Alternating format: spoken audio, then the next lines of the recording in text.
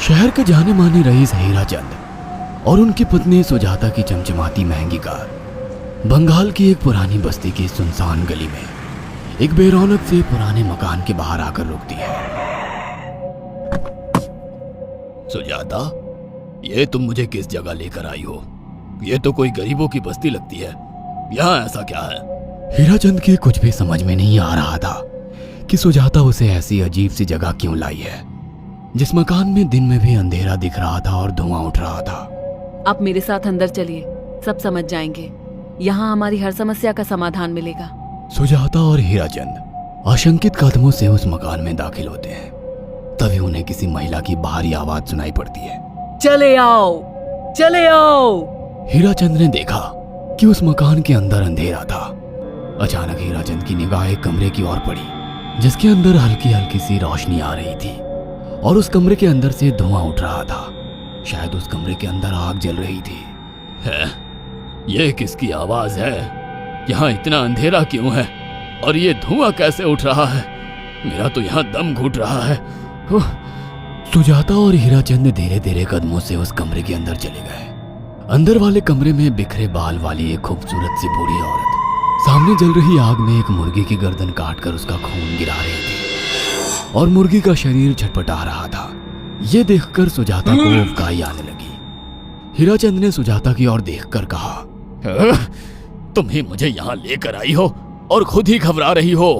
कौन है ये भयानक सी शक्ल वाली औरत और हम यहाँ क्यों आए हैं? अचानक उस औरत ने एक झटके में मुर्गे की गर्दन धड़ से अलग कर दी। ये देखकर सुजाता के मुंह से चीख निकल गई और सेठ हीराचंद भी सहम गया। वो बहुत डरावना नजारा था। ये अघोरा ताई हैं। ये हमें अपनी काली तंत्र विद्या से संतान सुख प्रदान कर सकती हैं। इसलिए मैं आपको यहाँ लेकर आई हूँ। कैसी बात करती हो? जहाँ बड़े से बड़े डॉक्टर सफल नहीं हुए, वहाँ ये मामूली औरत क्या कर लेगी?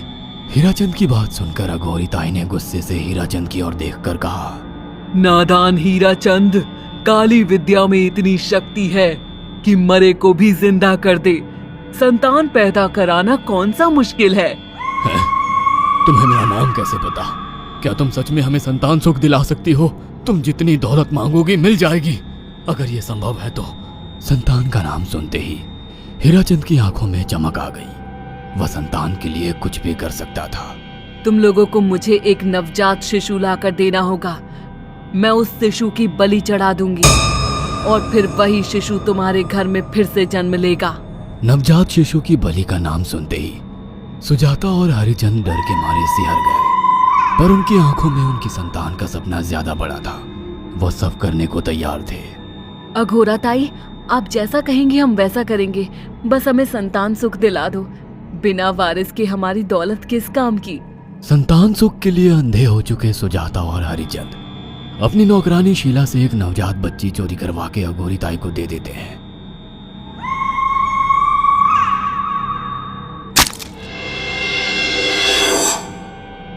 उस शिशु की बलि से सुजाता गर्भवती हो जाती है। देखा आपने अघोरा की तंत्र शक्ति? मुझे उस पर पूरा भरोसा था। चलो चलकर उन्हें धन्यवाद कहते हैं। हीराचंद और सुजाता अघोरा ताई के पास पहुंचते हैं। वो दोनों बहुत खुश थे और अघोरा पर उन्हें अंधविश्वास हो गया था। अघोरा ताई, आप महान तंत्रिका है। आपने वो चमत्कार कर दिखाया जो बड़े बड़े डॉक्टर नहीं कर सके। ये काली विद्या है बेटा। अगर तुम दोनों चाहो तो मैं इस विद्या से तुम दोनों को हमेशा के लिए जवान बना सकती हूँ। क्या सच में ऐसा संभव है? हाँ बिल्कुल, पर इसके लिए तुम्हें जवान लड़के और लड़कियों की बलि चढ़ानी होगी।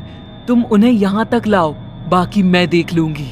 जवान रहने की लालच में अंधे सुजाता और हरिचंद एक अनाथ आश्रमों से हर रोज एक लड़की या लड़के को गोद लेने के बहाने अघोरी के पास बलि चढ़ाने ले जाने लगे।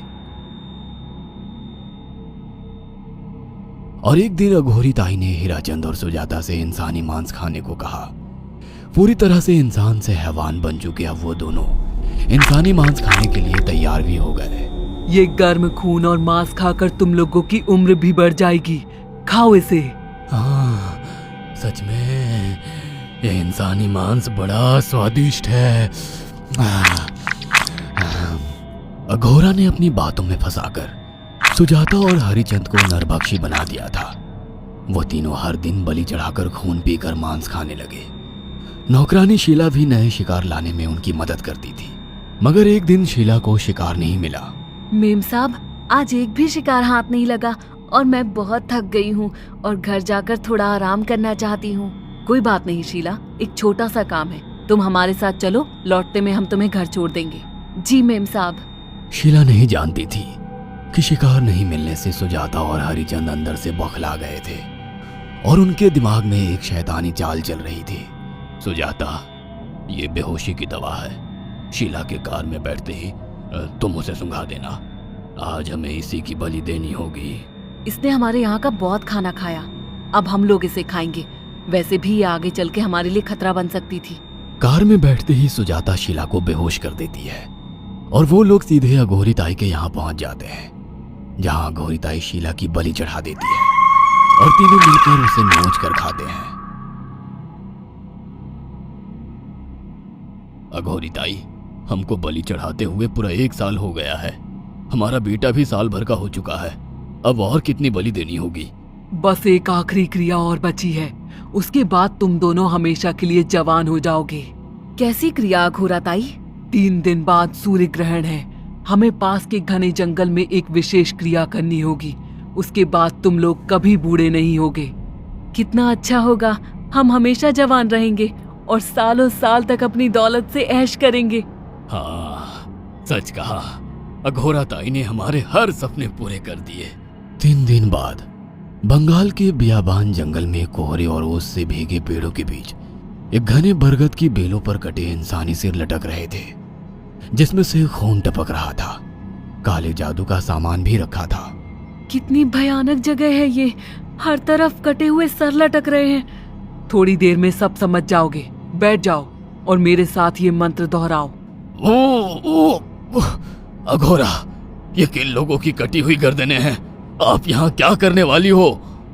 हीराचंद की बात सुनकर अघोरा जोर जोर से हंसने लगी और उसने एक शैतानी हंसी हंसते हुए हीराचंद की ओर देखकर कहा, तुम जैसे ही लोगों ने अपनी इच्छाओं को पूरा करने के लिए इन लोगों की बलि चढ़वाई है और फायदा उठाया है।